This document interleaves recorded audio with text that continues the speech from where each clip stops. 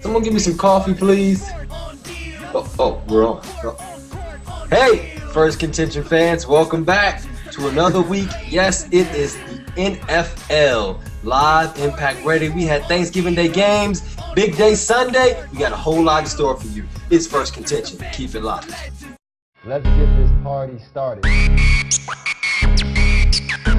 Coverage tight, spotlight on tomorrow. Who you with? Trust, you'll be delighted that you followed. At Phirst Contention, the invention. We debate sports, of course we should mention. What's that? We cover games, we don't play suspensions. We 100, so if your star's missing, we let you know your squad surely gone fishing. We never fish though, no, not our motto.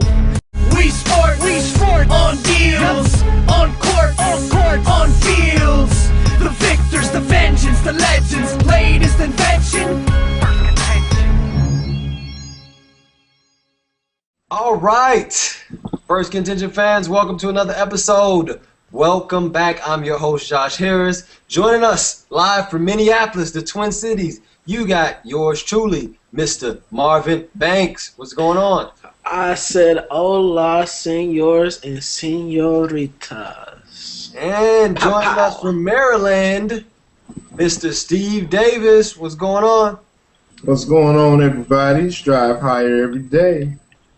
And I hope you guys had a great Thanksgiving. Did you guys do anything special? I ate, watched football, and work. So I was a typical American. Typical American. Sounds like a great Thanksgiving. Have plenty of turkey over here. Still stuffed. Well, we bet you did, Steve. We bet you did. Speaking of turkey, let's talk about these Turkey Day games.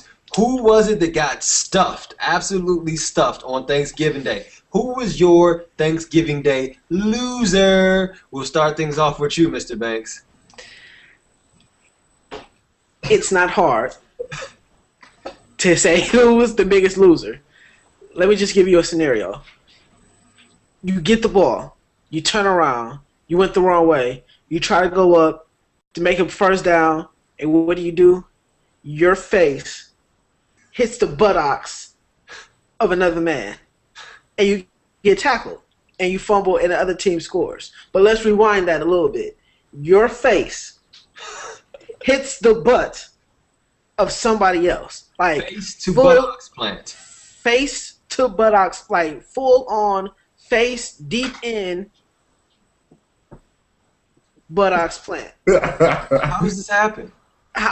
The Jets are a walking disaster, monstrosity, abysmal, catastrophic, cataclysmic, whatever word that you want to use to throw in there. That epitomizes the Jets season in itself.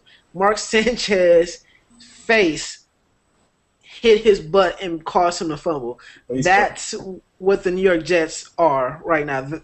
These are your New York Jets, and you know it's bad when Fireman Ed leaves the game early. He left the game early. Wait. You know it's bad. You know it's bad there. Ed retired after this game. That's how bad he's just pissed off about the Jets.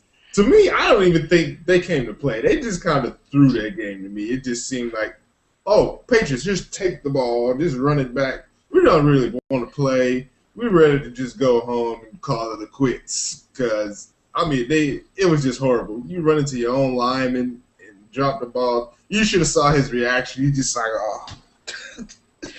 And on top of that, the turnovers back to back. I don't know. I just don't know. I take it the consensus is that the biggest loser of Thanksgiving Day was the New York Jets. It kind of looked like the Patriots were playing against a Little League team, or I don't know if you guys seen this new YouTube clip of this huge, like 700-pound running back in Pee Wee football running over these kids. That's what the Jets look like when they was getting run over by the Patriots. And I have to blame myself for this because I was foolish enough to think that the Jets picked them to win. Yes, you did. To pick them to win. I'm a man of my mistakes, and I own up to my mistakes, and I will never make that mistake again. The Jets show me that they're atrocious to the NFL game. So this brings me to my next question. We talked about the Jets being the biggest loser. Are the Jets so terrible because Tim Tebow has been crucified? Oh my Where God. is Tim Tebow? Is that the reason that the Jets are so terrible? Steve? Is that the reason? Part Yeah, of the they can try to blame it on him, but it ain't Tim Tebow's fault. I'm trying to tell you. They should have never brought him in the first place, but they're going to just keep him back there as a mockery. I mean, I don't even think Tim Tebow can save the Jets. That's how horrible it is. As gracious as Tim Tebow is to the National Football League, and everybody loves what he can do on the football field, even though he cannot throw, he goes out and wins games. But I wouldn't put him, if I was Tim Tebow, I wouldn't even want to play for this team right now because it's just so atrocious from the top to the bottom, from the GM to the water boy. It's just everywhere in New York. You just don't want to be. And that's why Fireman Ed left. He was just like, I can't cheer for these fools anymore. Like, if they want me, they're going to have to pay me because this is atrocious. Banks, are the Jets so terrible? Is it because Tim Tebow has been crucified? See, unlike my counterpart Cornelius over here, I like to get things straight to the point. I shoot straight between the eyes. The answer is no. Move on to the next question, please. Oh, God. So Tim Tebow will not be turning water into wine, is the consensus. Yeah, And the answer is no. Next question. The answer is no. Okay. Next question. All right. This past week, between Thursday and Sunday, who was the past week's biggest winner? Who had the biggest impact this past week? Steve? Okay, I'm going to go two ways. The first one I want to say is the Atlanta Falcons. And simply because the way that they're winning games is kind of suspect, but at the same time, they're getting it done either way it goes. A win is a win, and they're getting the wins to make a statement inside the division. Now, I know it is not playoff time, and we don't know exactly what they're going to do once the playoffs come along. But what they've shown this year is the ability to pull off those ugly wins and those close wins and those wins to determine, what a football team can really do as far as finish out games. And if they can carry this over to the playoffs, they might be a real good team to reckon with and finally start getting to playoff wins. But I'm not going to jump on that bandwagon just yet, but I'm just going to say they played mighty well to beat Tampa Bay. And the other is RG3. Went down to Dallas, 4 touchdowns, 311 yards, basically played around with them. Big stage back in his home state of Texas. He showed out. He's still the rookie sensation, and he should be the rookie of the year, even though Andrew Luck might go to the playoffs. But just because of the excitement that you see when you watch him play, that's all I got to say. Banks, who was your biggest winner? My biggest winner, half of that I have to agree with Steve, is I think RG3 going down to Jerry's World. I think it's just an open invitation for visiting quarterbacks to go down there and win. Eli Manning has had a lot of success. Now RG3 is within the division, and he's going to have a lot of success. So RG3 on Thanksgiving, putting on a showcase in front of the national media, why he's making his claim to be Rookie of the Year and possibly having the opportunity to win the NFC East this year. So definitely RG3 on that home front. But I think the other biggest winner to me this week has to be the San Francisco 49ers. And the reason I say that is because a lot of people question John Harbaugh's moves of sitting Alex Smith and replacing him with Colin Kaepernick, which has turned out so far to be the best move for that team right now. It brings a different dynamic that Colin Kaepernick can bring that Alex Smith cannot. The ability to throw the deep ball. This year, Colin Kaepernick has a perfect QBR rating with passes 20 yards or more, 100 plus, just to throw out a stat out there to you. And he's also a better runner than Alex Smith. So I would have to say they're finding their quarterback for the long haul and also for the immediate future right now. So I think my biggest winner has to be Colin Kaepernick and RG3 this week. All right, Steve, you look like you want to rebuttal that. No on the 49ers? Just one thing about that. I definitely agree Kaepernick is the quarterback of the future for 49ers. But Harbaugh is still playing the fence right now. And he basically came out already this week and saying Alex Smith is his starting quarterback. So basically, he's putting Alex Smith back in the position to start when it really shouldn't even be his job anymore. I understand. He had a concussion. You really don't want to lose your job just because you had a concussion to the backup quarterback. But if you look at what he's done the first 2 games that he's been in, he's been such an impact for this team that I don't think Alex Smith has ever been in his whole career at the San Francisco 49ers. So if you look at it like that, I don't know. But well, think of it like this. I mean, if Peyton Manning would have went out to the 49ers, do you think Alex Smith would have started? Of course not. I mean, San Francisco is looking to get Peyton Manning to come over there. So they owe it's not Alex Smith $8 million next year. Although, don't worry, Jason Babbitt got cut, so he can get cut too. Waiver wire, here we go. Hey-o.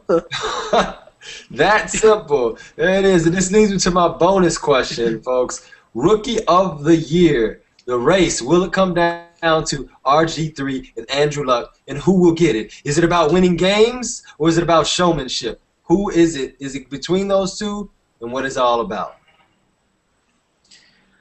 Well, I already made my statement basically saying RG3 deserves the Rookie of the Year just because of the display of his abilities that we've been able to see and the fact that they brought in his offense in Washington and the fact that he's so efficient.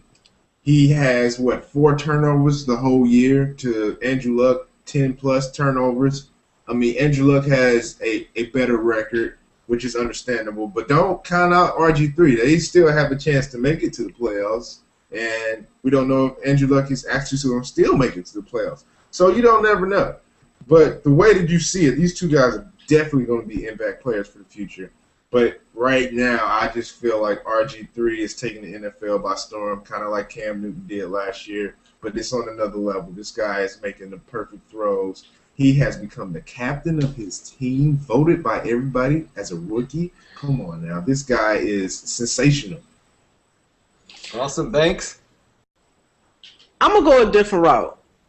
When you look at Luck and when you look at RG3, these 2 were considered the can't-miss prospects within the NFL, and they was going to be competing neck and neck. So you kind of already expected them to have a pretty good rookie year.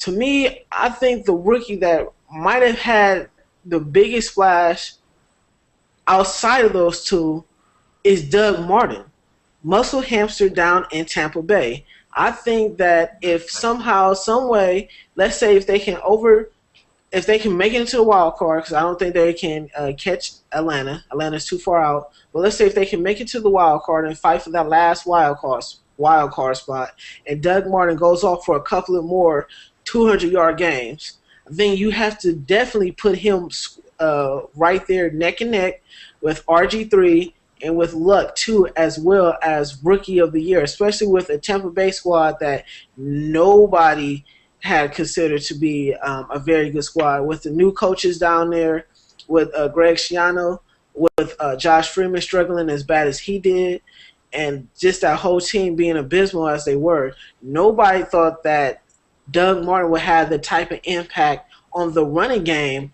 of Tampa Bay compared to Luck and compared to RG3. I think those 2 are ahead, but if Doug Martin and Tampa Bay can continue to make a playoff run and he has a couple of these other monster games where he go off for 200-plus yards, I think he can upset both of those 2 and put himself in the Rookie of the Year category. Yeah, that's kind of a long shot, but I see your point. I'm going to go against both of you guys, and I'm going to say if I had to pick the Rookie of the Year right now at this very moment in time, point blank, it goes to Andrew Luck. It's about more than just the numbers. It's about impact with your team and winning games. That's what it comes down to. Right now, if I had to pick, winning games. He has had a lot of adversity with Chuck Pagano, so I definitely agree with you on that aspect too as well. All right. And thank you. Steve, what were you going to say? So we'll see as the season unfolds. We shall see. We shall see. And Phirst Contention will be right by your side to take you through the entire NFL season. Thank you for tuning in. We will see you next week. Ride with Phirst Contention, that's full throttle in. We sport on deals, on court, on fields. The victors, the vengeance, the legends, latest invention. Phirst Contention. We sport on deals, on court, on fields. The victors, the vengeance, the legends, latest invention. Game face grit, like born for playoffs. Say it all in small time like payoffs.